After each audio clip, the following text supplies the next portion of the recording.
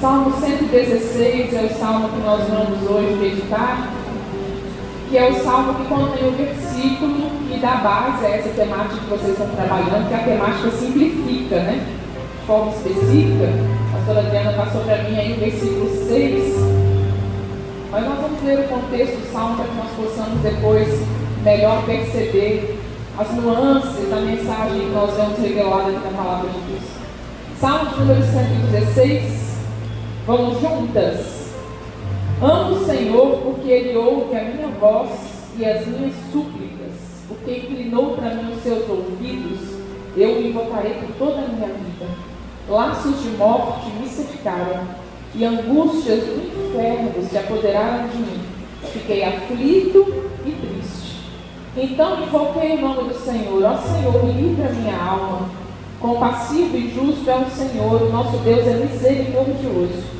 O Senhor vela pelos simples. Quando eu estava prostrado, Ele me salvou. Ó minha alma, volte para o seu sossego, pois o Senhor tem sido bom para você. Pois livraste da morte a minha alma, das lágrimas dos meus olhos, da queda dos meus pés.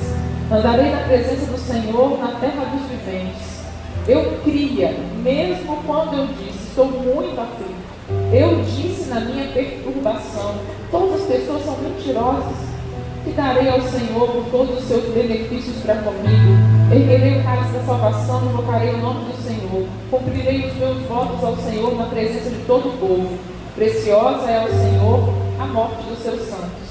Senhor, eu de fato sou teu servo. Eu sou teu servo, filho da tua serva. Quebrastes as correntes que me prendiam. A ti oferecerei sacrifícios de ações de graças. Invocarei o nome do Senhor. Cumprirei os meus votos ao Senhor na presença de todo o povo, nos átrios da casa do Senhor, em seu meio, ó Jerusalém. Aleluia. Vamos ler mais uma vez o versículo 6. O Senhor vela pelos simples. Quando eu estava prostrado, Ele me salvou. Vamos orar? Pai, eis aqui a tua palavra nessa tarde, Pai. Palavra que é viva, que é eficaz, que é revelação de quem o Senhor é e que revela também o nosso coração. Nessa tarde a gente quer pedir ao Senhor que venha nos ajudar a simplificar a vida, simplificar o nosso jeito de viver e que à luz da tua palavra nós possamos ser, ó Deus, instruídas, inspiradas a vivermos uma vida simples. É o que eu te peço em nome de Jesus. Amém, amém e amém. Não é novidade para ninguém que a vida pode ser muito complicada, né, minha gente? Se você olha para a sua vida, minha irmã, você está experimentando hoje, eu não sei qual é o nível de complicação da sua existência, mas a vida é complicada, a vida nem sempre nos oferece aquilo que a gente espera, né? A vida, às vezes, ela bagunça a nossa agenda e os nossos planejamentos, né? Quase que hoje eu não estive aqui, liguei para a pastora Adriana, mandei mensagem para ela, na verdade, dizendo que minha mãe foi hospitalizada na última semana, enquanto em estado terminal, inclusive, né? E quando nós conversamos com os médicos ali no domingo passado, na segunda-feira, nós conversamos com os médicos disseram a nós, olha, sua mãe tem pouco tempo de vida, ela não vai sair do hospital. E não sabemos quanto tempo ela tem, mas são poucos dias. E aí eu mandei mensagem para a Adriana e falei, olha, não sei se eu vou estar com vocês sábado, porque a vida é complicada, ela traz coisas que bagunçam o nosso planejamento, bagunçam as nossas expectativas, bagunçam aquilo que a gente estava planejando fazer. As relações são complicadas, não é mesmo? Às vezes você está num relacionamento familiar, que você chega em casa e você fala bem assim, meu Deus, minha família é muito complicada. Já viveu isso?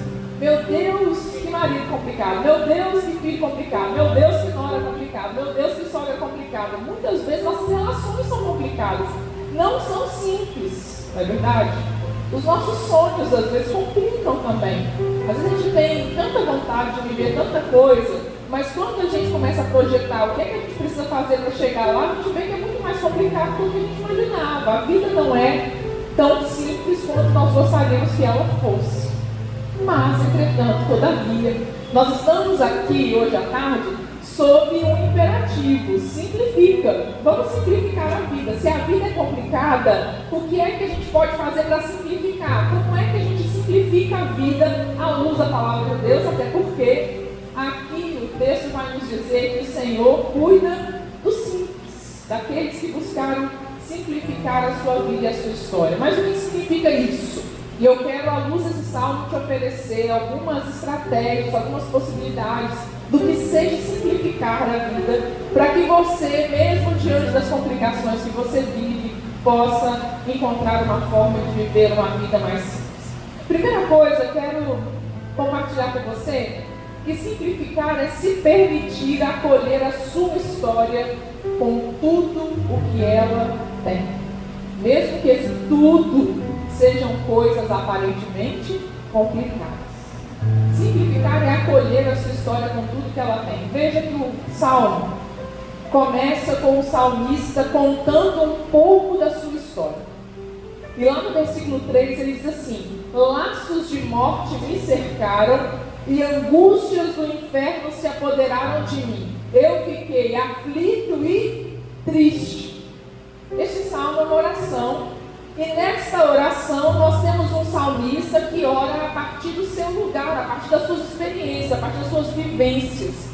A oração é sempre fruto daquilo que nós estamos vivendo. A oração é a nossa alma expressa do jeito mais claro que se pode expressar. A oração é o quanto nós nos aproximamos de Deus a partir das experiências que nós estamos vivendo e o quanto nós apresentamos a Deus as experiências que nós estamos vivendo.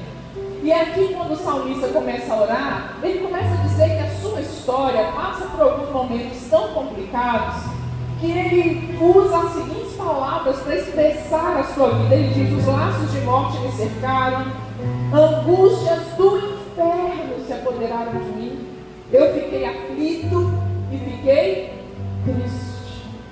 Não tem como a gente tirar da vida, do viver, os capítulos mais tristes da nossa história. Não é possível.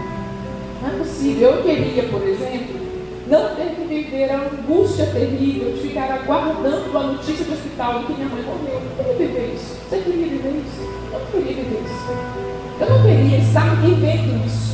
Eu não queria estar aqui com o celular sem estar no modo avião, como eu comumente faço, com medo de que no meio do modo avião do meu celular alguém me ligue.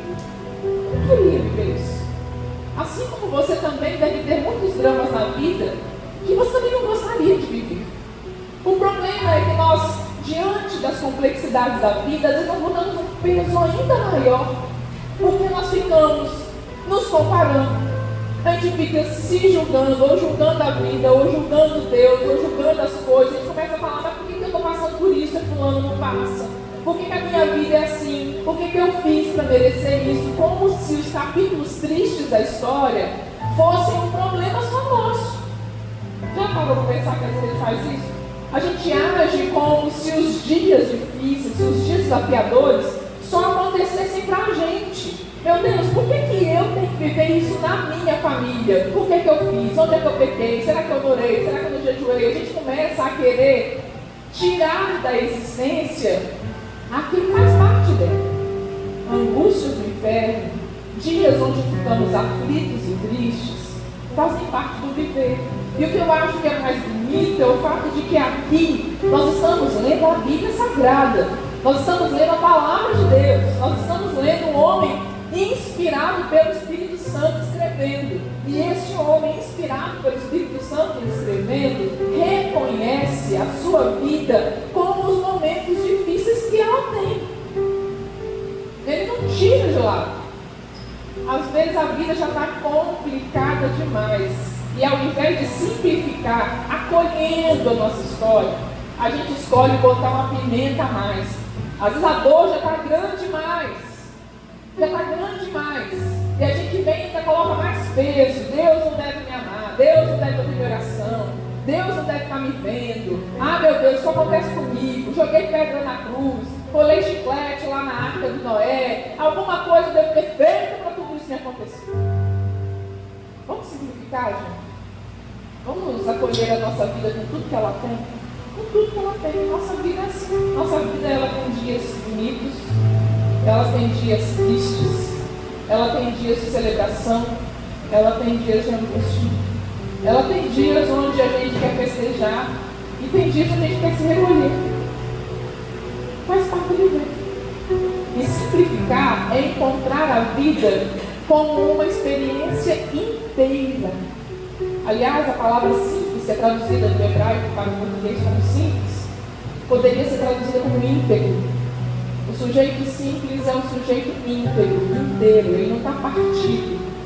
Ele não está selecionando algumas partes do viver, mas ele compreende a vida numa integralidade. E nessa integralidade ele encontra Deus. Inclusive nos dias onde os laços de morte secam. Nessa integralidade, ele percebe que ele não pode fugir do próprio enredo da sua história. Nessa integralidade, ele percebe que ele não precisa ficar brigando com a sua história. Ele pode acolher a sua história. Essa é a minha história. Ela não é melhor nem pior do que a sua. Ela não é mais bonita nem mais feia do que a sua. É só a minha. E se a gente fosse contar, se a gente pudesse ter um tempo para cada uma contar a sua história, e eu pedi assim, conte um dia, um capítulo muito feliz da sua história. E conte um capítulo muito triste da sua história. Todas nós, sem exceção, teríamos um capítulo triste ou feliz para contar, sim ou não? Pode ser diferente, mas todas nós estamos. E quando a gente compreende que a gente não tem que ficar brigando com a história, mas por que minha mãe fez isso comigo? Mas por que eu tive um pai assim? Mas por que será que eu tive que casar com esse homem? Mas por que será que ninguém na minha escola me nota? Por que será que eu não consigo tirar 10 em física? A gente, em vez de brigar brigando com a história, a gente pudesse acolhê-la, e não só acolhê-la para uma perspectiva de as coisas são assim mesmo, não, acolhê-la para transformar a nossa história no palco da nossa oração, que é isso que o salmista faz. O salmista usa a própria história como ponte para encontrar o Senhor. Veja que ele diz: eu fiquei aflito e triste. O que aconteceu quando ele ficou aflito e triste? Eu invoquei o nome do Senhor. O salmista usa a própria história, os próprios capítulos mais tristes, como uma ponte para encontrar o Senhor, como um lugar de encontro com o Senhor, como um lugar onde ele não nega o que viveu, nem tenta maquiar o que viveu, mas neste capítulo tão doloroso, ali ele encontra o Senhor. Ali ele encontra o Senhor. Esses dias, essa semana, tem sido uma semana de muitas emoções para a gente, sabe? De despedida, de tudo que você pode imaginar quando você sabe que uma pessoa vai partir. Quando você é pego de assalto, com a morte, não dá tempo, né? Mas quando você é preparado, como nós estamos sendo, então a gente veio a semana inteira neste lugar de despedida, de dor, perdão por me emocionar. Mas um desses dias que nós estávamos lá com a mamãe, e eu estava orando por ela. Gente, a minha mãe tem uma doença degenerativa que foi paralisando os seus movimentos aos poucos. Ela foi perdendo os movimentos no decorrer de 25 anos. Tá? Foi começando com a perna falhando, depois a outra, foi pegando uma bengala, depois duas, depois um andador, até chegar tudo muito lentamente. Uma doença degenerativa misteriosa que ninguém sabe o que é. Até que ela foi para a cadeira de rodas, e há 3 anos atrás ela ficou completamente acamada, porque ela perdeu todos os movimentos do pescoço para baixo, todos. E aí foi parando também aos poucos a deglutição, e agora estão parando os pulmões, que já não conseguem mais fazer sua função. Então a história da minha mãe é uma história de anos de perdas. Anos de perdas. E essa semana, mas minha mãe é mulher de Deus. Uma serva do Senhor, eu nunca vi a minha mãe reclamando. Inclusive lá na igreja a gente tinha a minha mãe como uma referência, as pessoas tinham a minha mãe como uma referência, porque podia estar fazendo chuva, fazendo sol, chovendo canivete, granizo, a minha mãe estava lá. Cadeira de rodas, mas minha mãe estava lá. Com todas as dificuldades, minha mãe estava lá. A minha mãe só parou de ir na igreja quando ela não conseguia mais ficar sentada para ficar numa cadeira, porque agora ela não consegue mais levantar da cama, não consegue nem sequer se sentar mais, porque tudo parou. Isso que ela parou de ir na igreja não tem 6 meses. Você tem ideia do quanto ela lutou para continuar. Né? Então é história de muitas perdas, de muita dor, uma doença muito cruel, muito cruel. E essa semana, quando eu estava lá cantando com ela e orando com ela, enquanto eu orava com ela, A única coisa que minha mãe dizia era: obrigada, Senhor. Obrigada, Senhor, por tudo. Obrigada, Senhor, por tudo. Obrigada por tudo, Senhor. Eu fico pensando o que é que precisa existir no nosso coração para a gente ser capaz de agradecer diante de uma história dessa. E eu fico pensando que a gratidão não tem a ver com as coisas que nos acontecem, mas como nós nos comportamos diante do que acontece, como nós reagimos ao que nos acontece. Qualquer pessoa, na sua humanidade, iria dizer: Márcia, você tem muito pouco para agradecer. Mas a minha mãe, na sua oração, dizia: obrigada, Senhor, por tudo. Obrigada, Senhor, por tudo. Obrigada. Com dificuldade de falar, que ela já estava, porque já estava muito fraquinha, ela dizia: obrigada, Senhor, por tudo, por tudo. Simplificar é isso, é acolher a vida por tudo que a vida tem, percebendo que em tudo a boa mão do Senhor esteve conosco, mesmo nos capítulos mais tristes e mais desafiadores da nossa história. Porque nós compreendemos que Deus redime a nossa história. Deus alcança a nossa história, com todas as dores que a nossa história passa ter. Segunda coisa que eu aprendo sobre simplificar aqui, é que simplificar é reconhecer a nossa vulnerabilidade. Veja o que diz o versículo 16, o versículo 6, Salmo 116, versículo 6. Diz: o Senhor vela pelo simples, eu estava prostrado e Ele me salvou. Eu estava prostrado, em outras traduções, fui abatido, mas Ele me salvou. O salmista reconhece que em algum momento da sua história ele se viu tão vulnerável, que ele se viu abatido. Eu fui abatido, é como se eu tivesse sido alvo de algo tão perverso, tão grande, tão poderoso, que me fez cair. Abatido é simplesmente do abatimento. Quando ele fala eu fui abatido, ele me dá a impressão daquela linguagem de guerra, sabe? Quando você tem um míssil que vai lá e pega um avião, e aí fala: o avião foi abatido, caiu. O salmista reconhece que ele caiu na vida, que ele é frágil, que ele é vulnerável, que ele não dá conta de tudo, que existem coisas na vida dele que derrubam ele no chão. Ele se reconhece alguém com uma vulnerabilidade extrema, e isso é importante. Simplificar é perceber que nós todos somos vulneráveis. E por que isso é simplificar, a meu ver, lendo este salmo? Porque eu acho que muitos de nós complicamos a nossa vida, inclusive a partir de uma leitura equivocada da fé.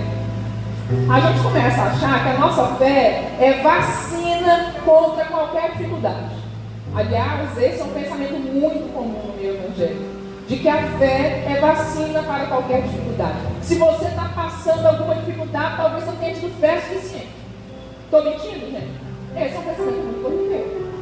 Que se você é uma mulher de fé, se você é uma mulher de oração, se você é uma mulher de Deus, uma mulher de poder, então tem que estar tudo bem com você.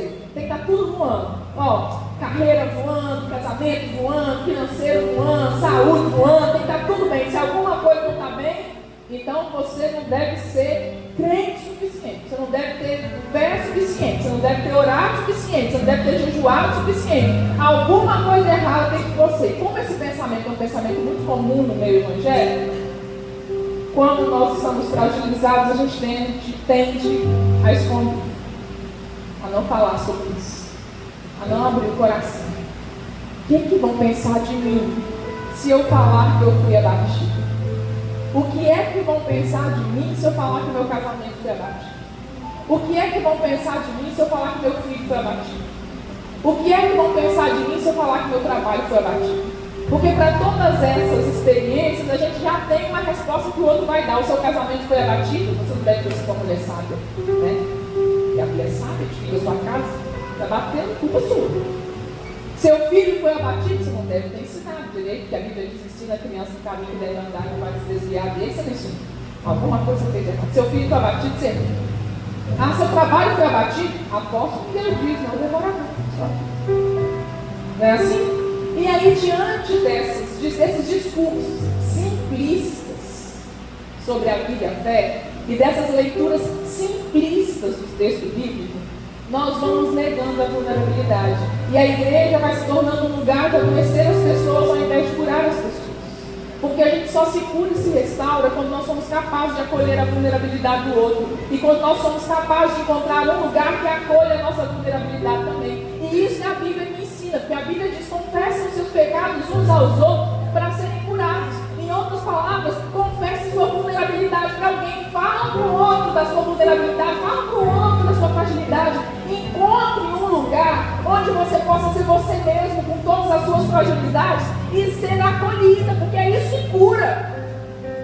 Mas como as nossas igrejas às vezes se tornam lugares de juízo, lugares onde nós somos julgadas e não acolhidas, julgadas e não amadas, julgadas e não compreendidas, a gente vai negando a vulnerabilidade, achando que vulnerabilidade é um problema, que vulnerabilidade é um pecado.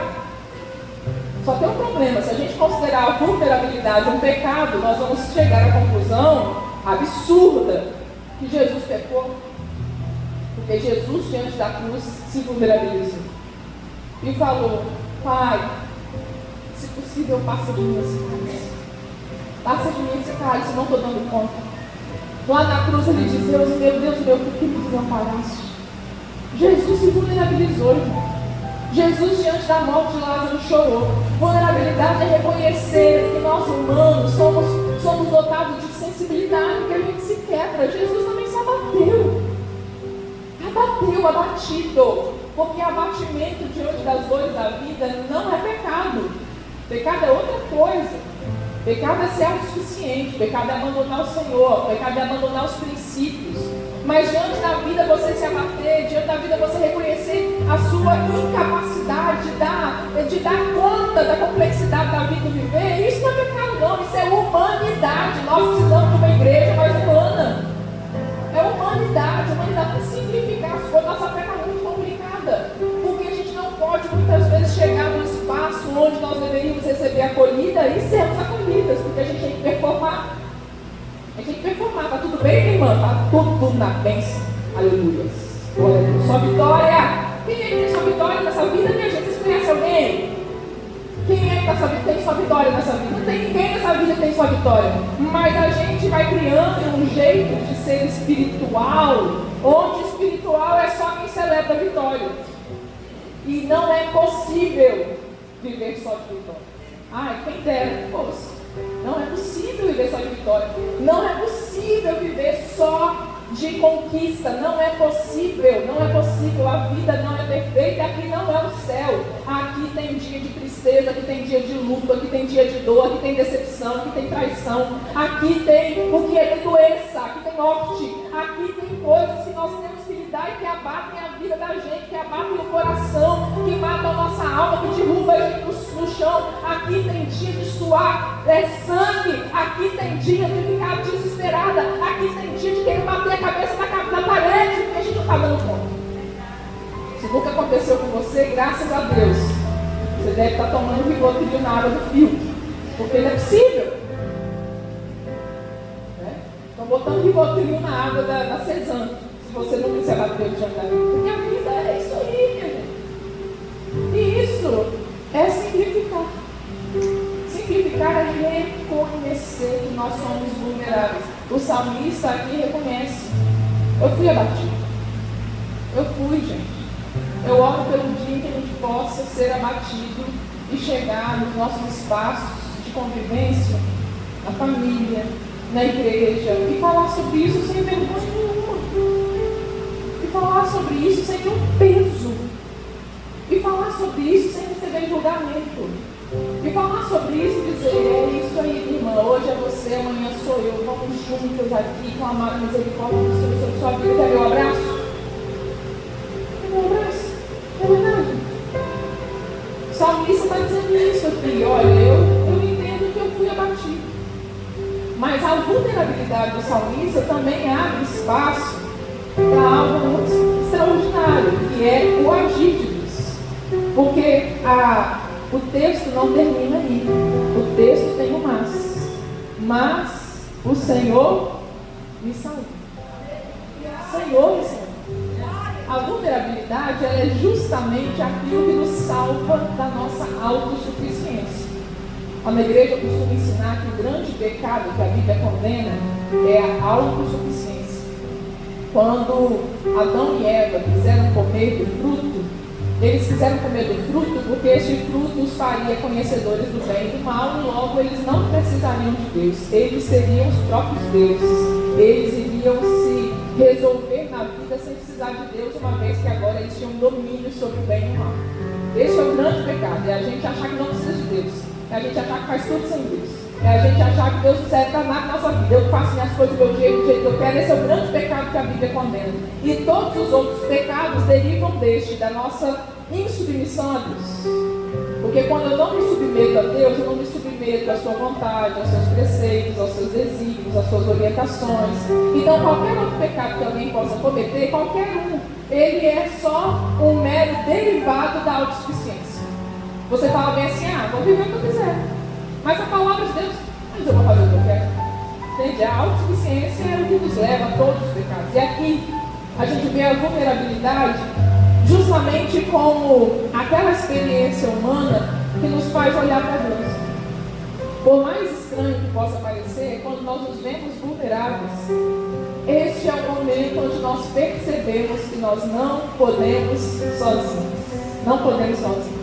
Quando você está mais vulnerável, quando você está mais fragilizada, este é o momento da sua vida onde você vê com mais convicção que você não dá conta sozinha e que você precisa clamar ao Senhor, você precisa do Senhor. Então, no lugar da vulnerabilidade, assim como o salmista diz logo no início do seu salmo, ali, na minha angústia, eu invoquei o nome do Senhor. A vulnerabilidade nos livra de nós mesmos. Nos livra de sermos nossas próprias deusas. Nos livra de acharmos que nós vamos controlar a vida e resolver a vida sozinha. Porque a vulnerabilidade nos leva necessariamente para os pés daquele que pode aquilo que a gente não pode. Então, quando você está vulnerável, é um lugar onde você está mais sensível a perceber o livramento do Senhor. Quando você está vulnerável, é o lugar onde você está mais sensível a perceber que só Deus pode aquilo que você não pode. A simplicidade aqui então no texto, deste homem simples, por quem o Senhor revela, é o resultado de atravessar bem uma crise. Porque a crise vai vir para todo mundo, mas aqui o simples é aquele que atravessa bem a crise, que não nega a própria história, que se reconhece vulnerável, mas na sua vulnerabilidade volta os olhos para o Senhor. Não sei o que hoje está acontecendo com você que possa estar te colocando neste lugar de vulnerabilidade, mas o salmista admite esse lugar. Não tenta esconder, não tenta negar, não tenta se achar um fracasso porque está vulnerável. Muito pelo contrário, ele entende que neste lugar é o lugar onde ele encontra o Senhor. E por fim, simplificar é acolher que há uma graça que constrói a nossa história. O texto termina aqui deste versículo dizendo: eu estava abatido, eu estava prostrado, mas ele me salvou. Aqui o salmista apresenta um ponto de virada muito importante. Depois de reconhecer a própria história, que é cheia de capítulos felizes e tristes, depois de acolher a própria vulnerabilidade, ele reconhece que existe alguém que constrói essa história, existe uma graça que constrói essa história. E agora ele aponta para quem é que constrói a sua história. Ele diz: ele me salvou. Simplifique sua vida, compreendendo que existe alguém que constrói a sua história, que antes da história ser sobre você, a sua história é sobre Deus. A sua história é sobre a história que Deus está escrevendo. A Ana Elisa, a Maria, a Adriana, a Joana, a Manuela, nós somos só personagens da grande história que Deus está escrevendo. A nossa história é parte da história que Deus está construindo aqui neste tempo e nessa geração. E há uma graça que constrói essa história. A Bíblia Sagrada é a grande história do povo de Deus.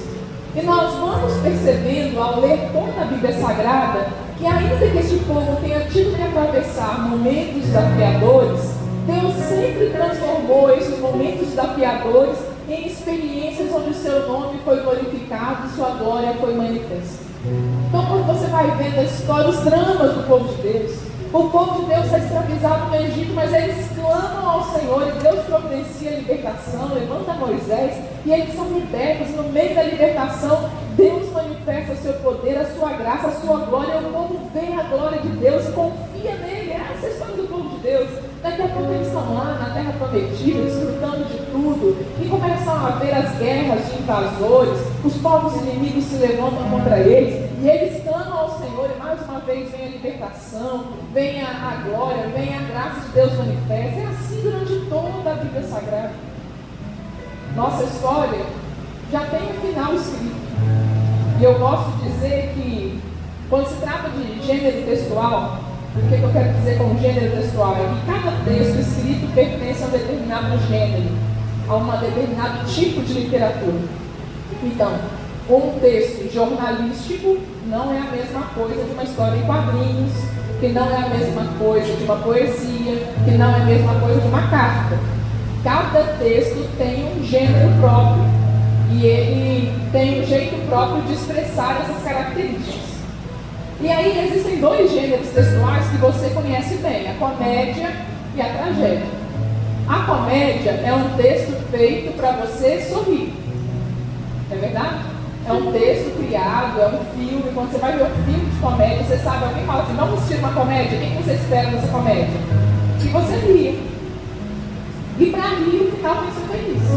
É verdade? Porque se o final for triste, não vai sorrir. Ele não vai ser pertencente ao gênero comédia.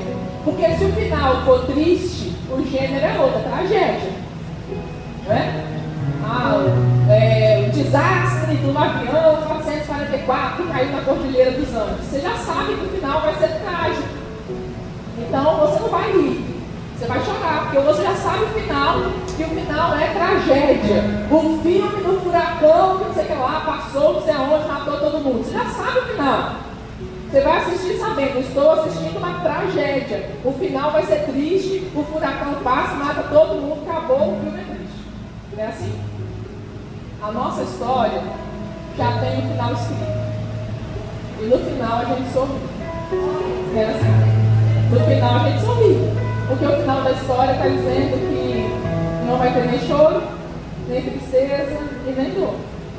Vai ter alegria, todo mundo em pé diante do trono do Cordeiro, dizendo santo, santo, santo. Tem adoração, tem vida, tem glória, tem graça, tem sorriso, não tem tristeza, não tem lágrimas, não tem nada. Então, se não termina tragicamente, nossa história só pode ser uma comédia. Tem momentos difíceis? Tem. Mas depois que eles passam, o que quem faz com eles? Dá risada. É ou não é? Depois a gente conta os casos, a gente dá risada. Por que a gente dá risada? Porque a gente já sabe o final. Nossa história não termina em tragédia. Porque há uma graça que nos envolve, há uma graça de Deus que nos visita, e há uma graça de Deus construindo o nosso viver.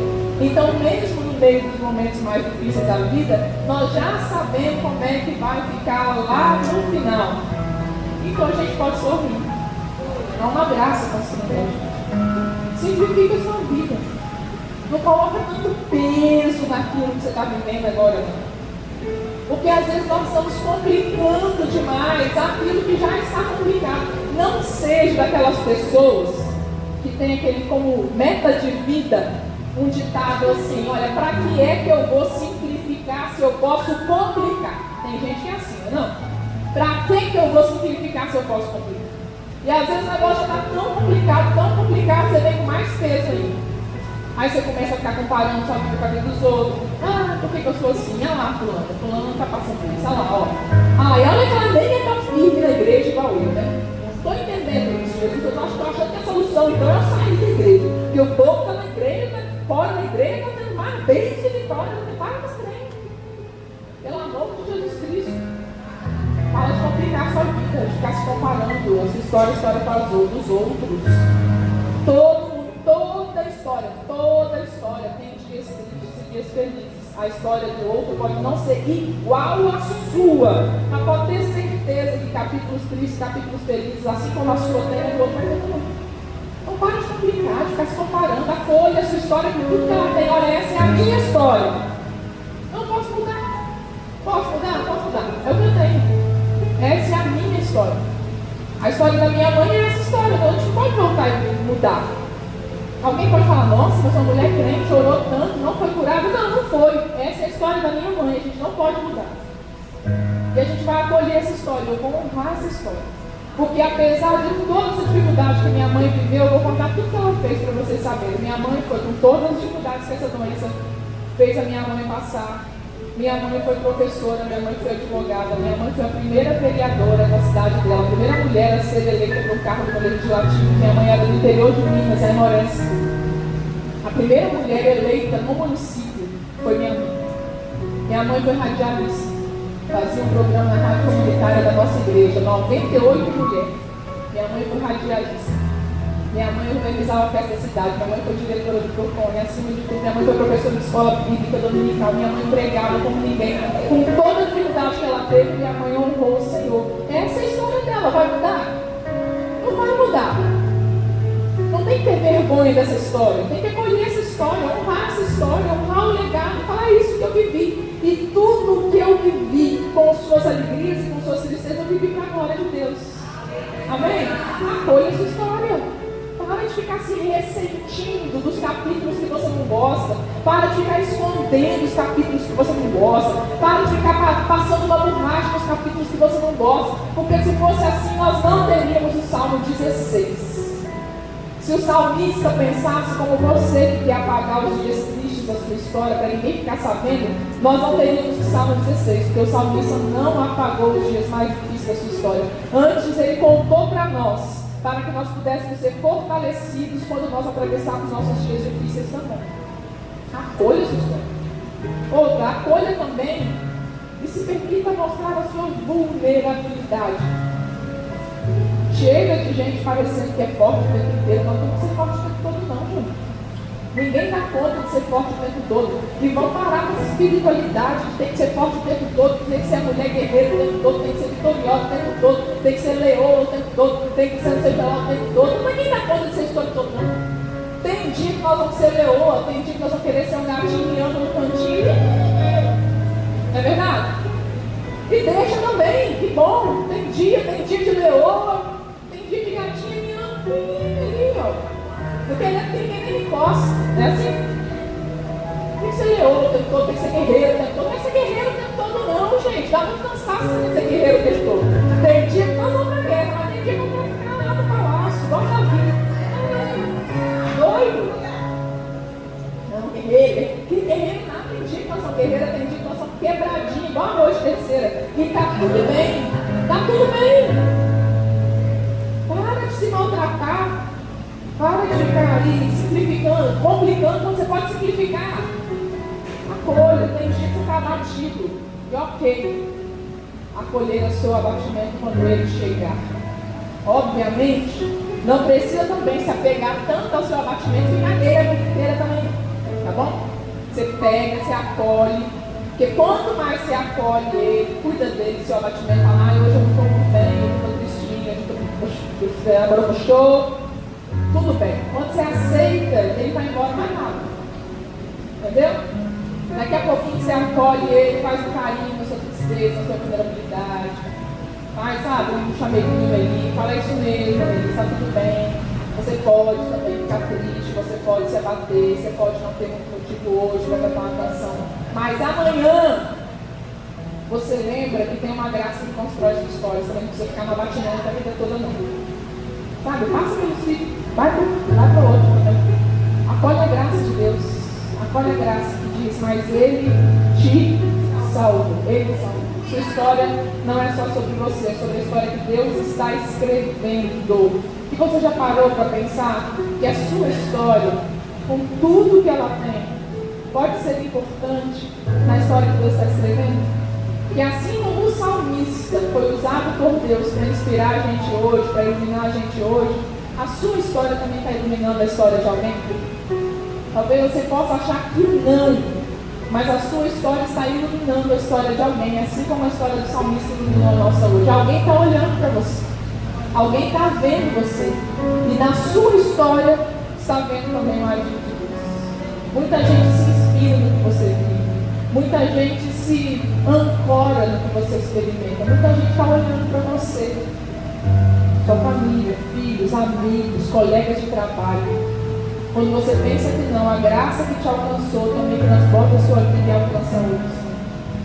Eu sei que a vida é complicada, muitas vezes, mas a gente pode simplificar.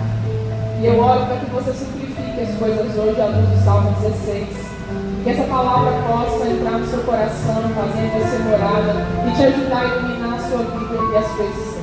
Amém? Vamos orar? Senhor, em nome de Jesus, eu quero apresentar nossas vidas diante do Senhor, agradecidas, Pai, pelo teu amor, pela tua graça, pelo teu favor. Que o Senhor é bom, sua misericórdia dura para sempre. E nos capítulos mais felizes, mais tristes da nossa história, o Senhor está conosco, o Senhor vela por nós, o Senhor salva os simples, os íntegros, aqueles que estão aqui na existência inteiros. Por isso eu quero te pedir, Pai, em nome de Jesus, que o Senhor possa visitar as minhas irmãs aqui nessa tarde. Talvez algumas delas, como eu, estejamos vivendo momentos complicados da nossa vida. Eu não sei quantos, como eu, também estão vivendo um momento de abatimento, de vulnerabilidade. Mas eu oro para que a tua graça nos encontre, que a tua graça nos alcance, ó Deus, para que nós possamos experimentar o mais de Deus. Aquela hora da nossa vida onde nós ouvimos a tua voz dizer, mas eu te salvei. Como o salmista falou, mas ele me salvou. Eu oro para que chegue o tempo de ouvirmos o mas do Senhor. Mas, minha filha, eis que estou contigo para te livrar. Mas, minha filha, eis que estou contigo para te levantar. Deus, que nós possamos chegar nesse dia de ouvir o Senhor nos levantar destes lugares difíceis da nossa existência. Ó Deus, ajuda-nos a acolher a nossa história, a entender que toda história tem seus dramas, tem seus dilemas, seus conflitos, e nem por isso nossa vida deixa de ser boa, deixa de ser abençoada, deixa de ser, ó Deus, cheia da graça e do favor do Senhor. Que eu te acolho os nossos dias difíceis, tudo que a nossa história traz para nós. Que a gente aprenda a acolher a nossa vulnerabilidade, a se permitir fragilizar, mas que também a gente não fique prostrado e abatido, que nós possamos ser levantados pelo Senhor e pela sua graça. Eu oro, Deus, para que o Senhor abençoe a vida das minhas irmãs aqui. Visite-as, ó Deus. Derrama graça, favor e misericórdia. E que elas possam ser cheias do Teu Espírito Santo, hoje para todo sempre. Amém, amém e amém. Amém, gente. Deus abençoe. Pode voltar no seu lugar.